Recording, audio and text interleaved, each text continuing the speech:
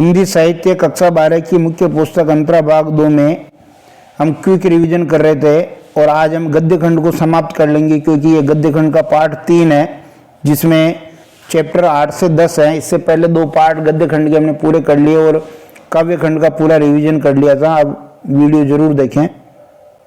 इस गद्य खंड के पार्ट 3 में हम बात करेंगे जो पाठ संख्या 8, 9, 10 है। नाम एक बार देख लें।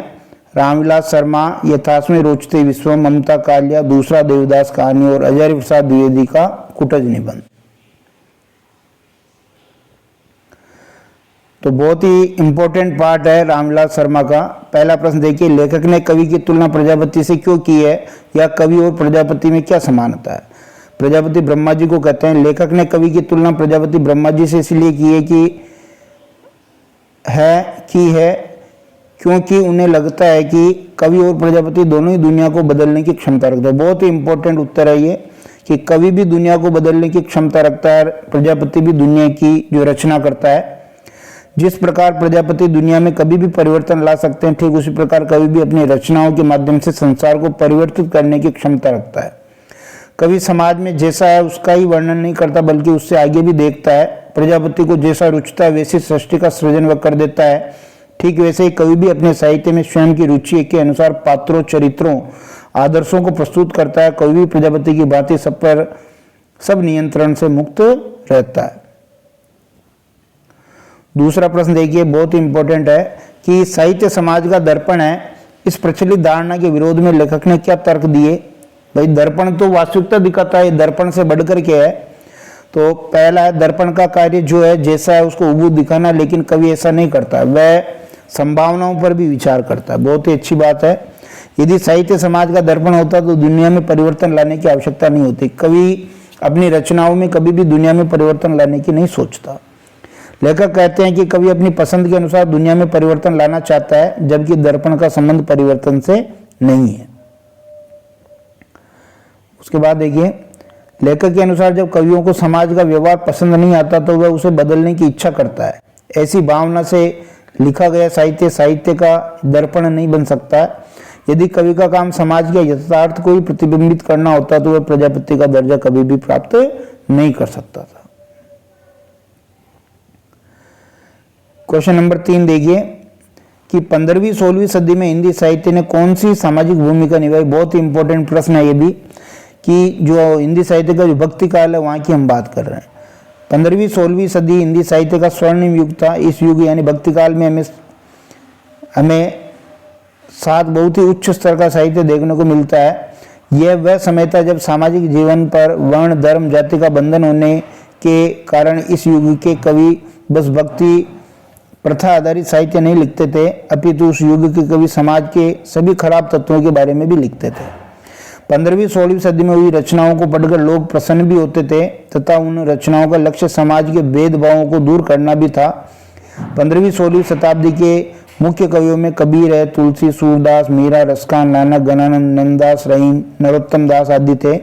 इन्होंने अपनी रचनाओं में समाज में जो व्याप्त आडंबर था, भेदभाव था, उनका जोरदार तरीके से विरोध किया, उस पर प्रहार किया, समाज में ऐसे कुरीतियों की नींव हिला डाली।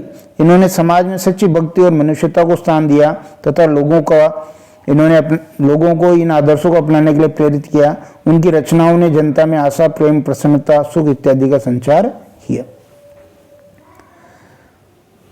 चौथा प्रश्न देखिए, दुर्लभ गुणों को एक ही पात्र में दिखाने के पीछे कवि का क्या उद्देश्य होता है। उदाहरण सहित स्पष्ट कीजिए।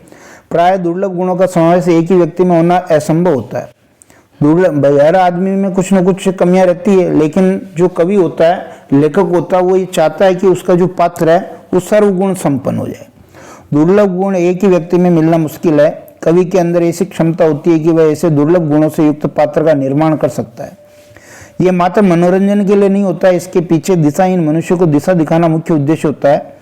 प्राय कुछ गुण मनुष्य में जन्मजात होते हैं और कुछ गुणों का समावेश करवाया जाता है। पात्र में दुर्लभ गुणों का समावेश कर कवि का उद्देश्य समाज के आगे आदर्श पात्र प्रस्तुत करना है।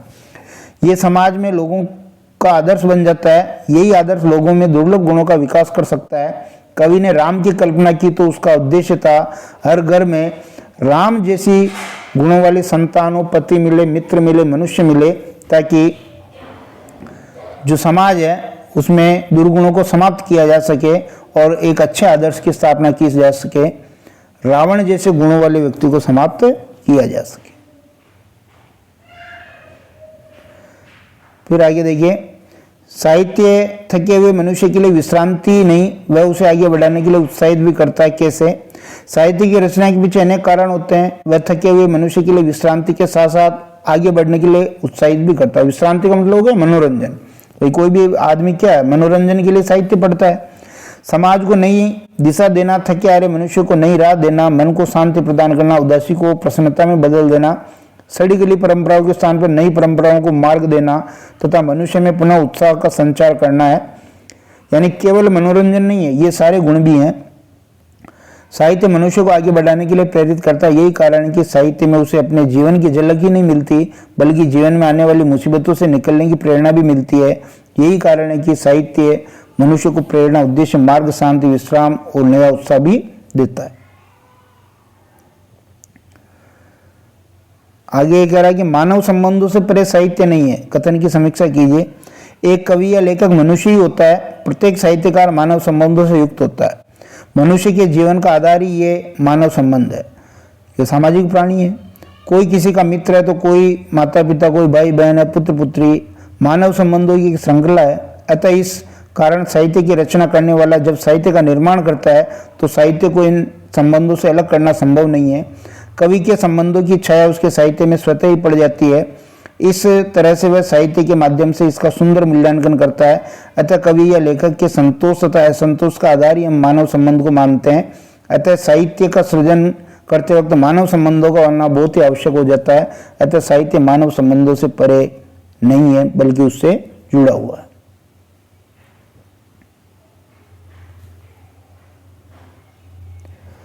साहित्य के 5 जन्य से लेखक का क्या तात्पर्य है और ये क्या प्रेरणा देता है?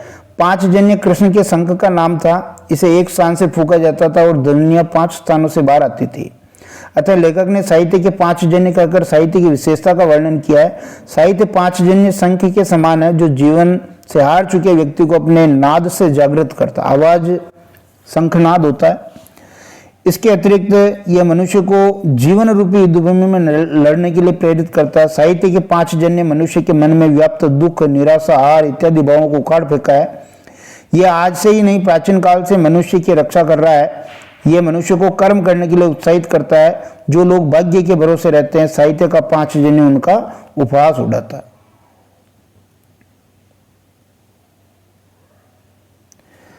कवि पुरोहित के रूप में साहित्यकार की क्या भूमिका है? पुरोहित आम जनता का मार्गदर्शन करता है। पुरोहित जनता को पूजा निर्देश देकर उनके जीवन में आए कष्टों का निवारण करता है तथा उनके जीवन में शांति स्थापित करता है। कवि पुरोहित भी ऐसा ही करता है। कवि पुरोहित के रूप में वह जनता का कल्याण करता है। वह आम जनता के जीवन में परिवर्तन की इच्छा को पूरा करने के लिए उनका दिशा निर्देश करता है और उन्हें नए मार्ग दिखाता है। एक समाज में मानवीय संबंधों के मध्य व्याप्त परेशानियों को समाप्त करता है। कवि पुरोहित यदि जनता का दिशा निर्देश करने में सक्षम नहीं है तो उसका साहित्यकार कहलाना व्यर्थ है। इस तरह वह साहित्य के साथ न्याय नहीं कर पाएगा। उसका साहित्य ही है जो लोगों में चेतना जागृत करता है और उन्हें नव तथा सुखी जीवन की राह दिखाता है, उन्हें उद्देश्य तथा प्रेरणा देकर उनके जीवन को ही बदल देता है।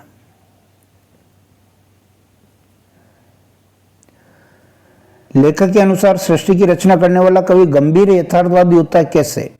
लेखक के अनुसार सृष्टि की रचना करने वाला कवि गंभीर यथार्थवादी होता है, अर्थात वह यथार्थ को कल्पना से नहीं जोड़ता है।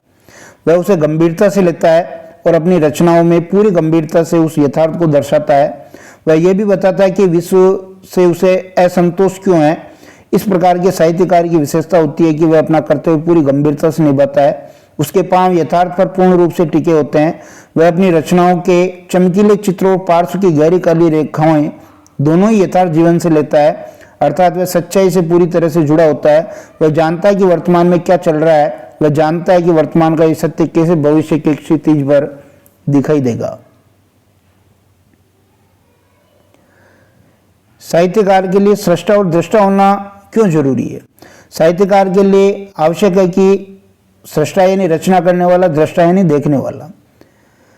सृष्टा में वह नई रचनाओं की सृष्टि करता है, दृष्टा में वह समाज में व्याप्त सूक्ष्म से सूक्ष्म समस्या को देखने की क्षमता रखता है। इस तरह वह समाज में व्याप्त प्रत्येक समस्या पर पैनी दृष्टि रखता है और उसे समाप्त करने के लिए नई रचनाओं का निर्माण करता है। यह रचना उन समस्याओं की जड़ पर प्रहार करती है और समाज में व्याप्त कुरीतियों को समाप्त करती है। इस तरह वह सुनहरे भविष्य का निर्माण करता है और आने वाली पीढ़ी को एक सुंदर भविष्य देता है। इसलिए कहा गया है कि साहित्यकार के लिए सृष्टा और दृष्टा होना बहुत जरूरी है। कवि की सृष्टि निराधार नहीं होती है, उद्देश्य को स्पष्ट कीजिए। जब कवियों को समाज का व्यवहार पसंद नहीं आता तो वह उसे बदलने की इच्छा करता है, उसे जो का त्यों नहीं लिखता है। कवि की कोई भी रचना बिना आधार और बिना अर्थ के नहीं होती। कवि की रचना में मनुष्य को भले ही उसकी स्पष्ट झलक नहीं दिखे, परंतु जैसा वह स्वयं को देखना चाहता है वैसी झलक जरूर मिलती है। उसके पांव यथार्थ पर पूर्ण रूप से टिके होते हैं। वह अपनी रचनाओं के चमकीले चित्र और पार्श्व की गहरी काली रेखाएं दोनों ही यथार्थ जीवन से लेता है। जीवन के उजले पक्ष का महत्व साथ चल रहे कालेपन से ही पता चलता है। ममता कालिया, दूसरा देवदास कहानी। दूसरा देवदास कहानी किस विषय को और किस परिवेश को केंद्र में रखकर लिखी गई है या फिर इसकी मूल संवेदना लिखिए। दूसरा देवदास कहानी अनजाने में प्रेम के प्रथम अंकुरण, युवा हृदय में पहली आकस्मिक मुलाकात की हलचल और युवा मन की संवेदना को विषय बना करके हर की पौड़ी हरिद्वार को केंद्र में रख करके लिखी गई है। संभव और पारो, अनजान व्यक्ति, प्रेम का अंकुरण। भक्त आरती क्यों करवा रहे थे, स्पेशल आरती से क्या आशय। कोई पिंडदान करवा रहा था, कोई दादी बाबा पहला पोता होने की खुशी में आरती करवा रहा था, तो कोई नई बहू आने की खुशी में आरती करवा रहा था। कुछ भक्तों ने 101 रुपये और 151 रुपये की स्पेशल आरती बोल रखी थी। वहां हर मंदिर पर लिखा था गंगा जी का प्राचीन मंदिर। संध्या के समय घाट पर विभिन्न तरह के दीप भी जल उठे। बहुत इंपॉर्टेंट प्रश्न है कि गंगा पुत्र किसे कहा गया और क्यों। गंगा पुत्र वे कहलाते हैं जो गंगा मैया को अर्पण किए गए पैसों को गंगा जी की धाराओं से निकाल लाते हैं। लोग गंगा नदी पर पैसे डालते हैं, गंगा पुत्र उन पैसों को गंगा जी के बहते जल में से बाहर निकालते हैं। ये कार्य बहुत ही जोखिम भरा होता है। गंगा का जल प्रवाह कब इंसान को निगल जाए कहा नहीं जा सकता है। इस काम में जितना जोखिम होता है उतनी कमाई नहीं होती है, लेकिन उनके पास कोई चारा नहीं है, उन्हें विवश होकर ये कार्य करना पड़ता है। इस आधार पर हम कह सकते हैं कि उनका जीवन परिवेश बहुत अधिक अच्छा नहीं होगा। भक्तों के चेहरे पर खर्च का मलाल क्यों नहीं है।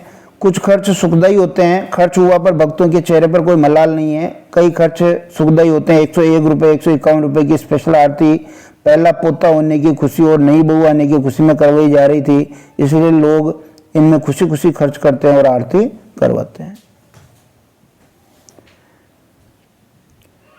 केबिल कार में आते समय संभव के साथ कौन कौन से दो आश्चर्य एक साथ घटित हुए। पहला आश्चर्य यह था कि जो बच्चा हर की पौड़ी पर उसके निकट आकर बैठ गया था वह केबिल कार में बैठा हुआ दिखा। दूसरा आश्चर्य था कि उसकी केबिल कार में ही वही पतली दुबली श्याम सलोनी गुलाबी आकृति नजर आई जो उसे मंदिर में मिली थी। वेरी मोस्ट क्वेश्चन है कि मनोकामना का मौन उद्गार इतनी शीघ्र शुभ परिणाम दिखाएगा, इसका आशय स्पष्ट कीजिए। या फिर इस प्रश्न को ऐसे भी पूछा जा सकता है कि मनोकामना की गांठ भी अद्भुत अनूठी है, इधर बांधो उधर लग जाती है, कैसे। भाई इस कहानी के दोनों पात्र हैं संभव और पारो। पारो के मन में भी संभव के प्रति प्रेम है और संभव के मन में भी पारो के प्रति प्रेम है। दोनों ही मनसा माता के मंदिर जाते हैं, वहां मनोकामना की गांठ लगाते हैं और जैसे ही मंदिर से नीचे उतरते हैं दोनों ने जो वहां मनोकामना की मन्नत मांगी थी वो पूरी हो जाती है।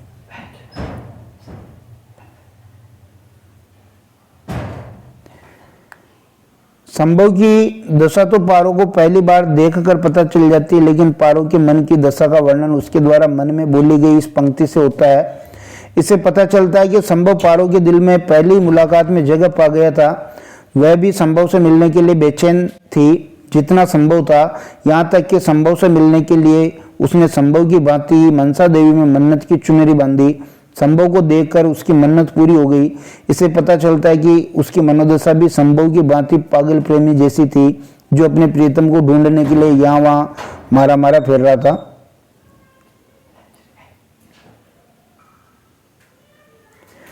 एकाएक संभव को बिंदिया आकर्षक क्यों लगने लगी।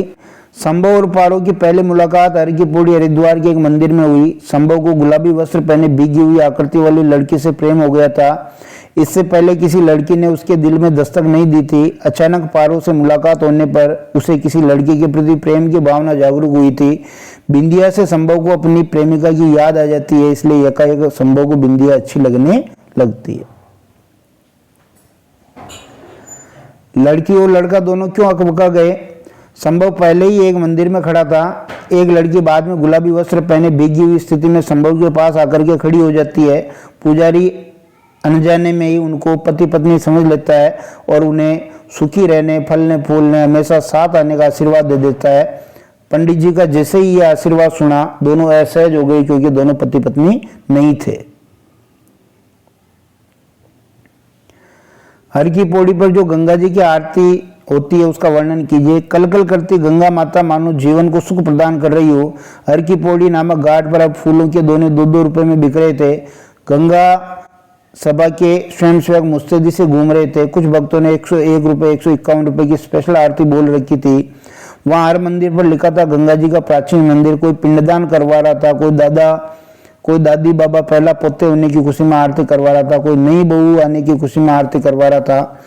संध्या के समय घाट पर विभिन्न तरह के दीप जल उठे। आरती आरंभ हो गई। पूरे घाट में मां गंगा की आरती गूंज उठी। बड़े बड़े दीपदानों से गंगा मां चमक उठी। संभव और पारो की पहली मुलाकात कहां और कैसे हुई? बहुत इंपॉर्टेंट प्रश्न है। संभव और पारो की पहली मुलाकात हर की पौड़ी हरिद्वार के एक मंदिर में हुई। लड़का पहले ही वहां खड़ा था, लड़की आ गई, गुलाबी वस्त्र पहने थे, ये आशीर्वाद दे दिया, ऊपर आ गया था। ये पंडित का यह आशीर्वाद सुनकर दोनों असहज हो गई। लड़की को अपनी गलती का एहसास हुआ क्योंकि इसमें उसके हम शब्द ने यह कार्य किया था। वह थोड़ा घबरा गई। दूसरी तरफ लड़का भी परेशान हो गया। उसे लगा कि लड़की कहीं इसकी जिम्मेदार उसे न मान ले। अब दोनों एक दूसरे से नजरें मिलाने से डर रहे थे। कहानी के शीर्षक का औचित्य स्पष्ट कीजिए। कहानी का शीर्षक है दूसरा देवदास। इसका मतलब पहला देवदास और उसकी प्रेमिका और उनके प्रेम जैसी स्थिति यहाँ पर थी। जब संभव ने पारो बुआ नाम सुना तो वह देवदास रचना में खो गया। जिस प्रकार देवदास की प्रेमिका पारो थी,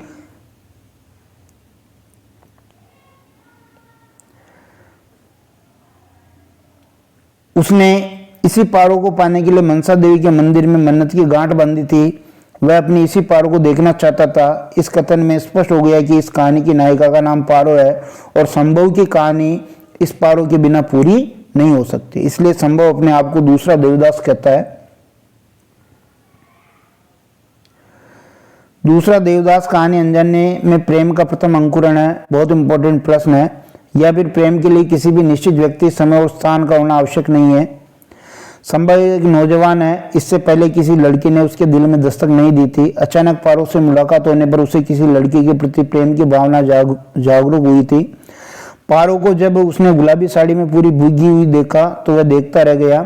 उसका सौंदर्य अनुपम था। उसने उसके कोमल मन में हलचल मचा दी। वह उसे खोजने के लिए हरिद्वार की गली गली खोजता था। घर पहुंचकर उसको किसी चीज में मन नहीं लगता है। विचारों और ख्वाबों में बस पारो की ही आकृति उसे नजर आ रही थी। वह उससे मिलने के मंसूबे बनाने लगा। उसका दिल उसे पाना चाहता था। पारो उस क्षण में ही उसके जीवन का आधार बन गई थी, जिसे पाने के लिए वह कुछ भी करने को तैयार था। इससे स्पष्ट है कि यह कहानी अनजाने में प्रेम का प्रथम अंकुरण है। हजारी प्रसाद द्विवेदी जी कुटज निबंध। पहला, कुटज को गाड़े का साथी क्यों कहा गया? बहुत ही इंपॉर्टेंट। गाड़े का साथी कुटज को कहा गया है क्योंकि वह विपरीत परिस्थितियों में भी हमारा साथ नहीं छोड़ता। कुटज ऐसा साथी जो कठिन दिनों में साथ रहता है। कालिदास के मेघदूत काव्य में यक्ष ने कुटज के फूल चढ़ाकर ही मेघ को प्रसन्न किया था। ऐसे स्थान पर जहां दूर तक पनप नहीं पाती थी वहां कुटज ही सहारा है, अतः उसे गाड़े का साथी कहा गया है। सुख और दुख मन के भाव हैं, पाठ के आधार पर स्पष्ट कीजिए। लेखक कहता है कि अगर व्यक्ति के मन और उसमें उठने वाले भाव उसके वश में है तो वह सुखी कहला सकता है। यानी अपना मन अगर अपने वश में है तो सुखी है, दूसरों के वश में है तो दुखी है।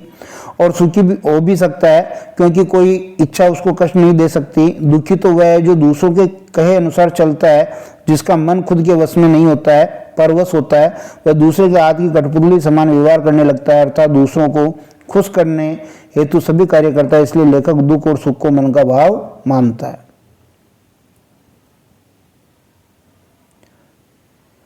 कुटज किस प्रकार अपनी अपराजय जीवनी शक्ति की घोषणा करता है। कुटज ऐसे वातावरण में जीवित खड़ा है जहां पर दूब भी पनप नहीं पाती है, वहां पर कुटज का खड़े रहना और उसके साथ फलना फूलना उसकी अपराजय जीवनी शक्ति की घोषणा करना है। वह पहाड़ों की चट्टानों के मध्य स्वयं को खड़ा रखता है, वह तथा उसमें व्याप्त जल स्रोतों से स्वयं के लिए जल ढूंढ निकालता है। ऐसे एकाकी स्थानों में भी वह विजयी खड़ा है। यह इतनी विकट परिस्थिति है जिसमें साधारण पौधे तथा पेड़ का जीवित रहना संभव नहीं है। उसकी यह जीवनी शक्ति यानी जीने की जो इच्छा है, जिजीविषा है, उसे अपराजय बना देती है, अर्थात जीवन के प्रति उसकी ललक उसे कभी हारने नहीं देती है। वह खराब मौसम की मार, पानी की कमी में भी अपने लिए राह बनाता है और आनंद से प्रेरणा देते हुए वहां खड़ा है। बहुत ही इंपॉर्टेंट प्रश्न है। अगर ये प्रश्न आपने समझ लिया तो पूरे पाठ का सारांश आ जाएगा कि कुटज की कौन कौन सी विशेषताएं हैं। कुटज हिमालय पर्वत की ऊंची शिलाओं में उगने वाला एक छोटा ठिगना पौधा है। कुटज को गाड़े का साथी कहा है। कुटज स्वभाव से फक्कड़, मस्त, निर्लिप्त व योगी के समान है। कुटज में अपराजय जीवनी शक्ति है। कुटज विकट परिस्थितियों में हिम्मत नहीं हारता, धीरज रखता है। कुटज निरंतर लक्ष्य के प्रति अग्रसर रहता है। कुटज सदा खुश रहता है, वह विचलित नहीं होता। कुटज मन को अपने वश में रखता है, दूसरों के वश में वो नहीं होता है। कुटज में स्वावलंबन और आत्मविश्वास का गुण है। कुटज स्वाभिमानी होने के साथ साथ स्वार्थ से परे है, यानी स्वार्थ नहीं है उसमें। और कुटज अजय और दुरंत शक्ति वाला है जो अपनी ही धुन में जीता है, सुख दुख में वो एक समान रहता है। कुटज हम सभी को क्या उपदेश देता है, यह क्या सीख मिलती है। कुटज हम सभी को उपदेश देता है कि विकट परिस्थितियों में हिम्मत नहीं हारनी चाहिए, हमें धीरज रखना चाहिए और विकट परिस्थितियों में अपने परिश्रम और शक्ति से काम लेना चाहिए। यदि हम निरंतर प्रयास करते तो हम इन विकट परिस्थितियों को अपने आगे झुकने के लिए विवश कर देते हैं। विकट परिस्थितियों से गुजरने वाला व्यक्ति सोने के समान चमक कर निकलता है। जो विकट परिस्थितियों को झेल लेता है फिर उसे कोई गिरा नहीं सकता है। कुटज हमें सदा खुश रहने का, अपराजित जीवन शक्ति का, मन को एकाग्र रखने का, स्वावलंबन का, आत्मविश्वास का, स्वाभिमानी होने का, निस्वार्थ भाव का उपदेश देता है।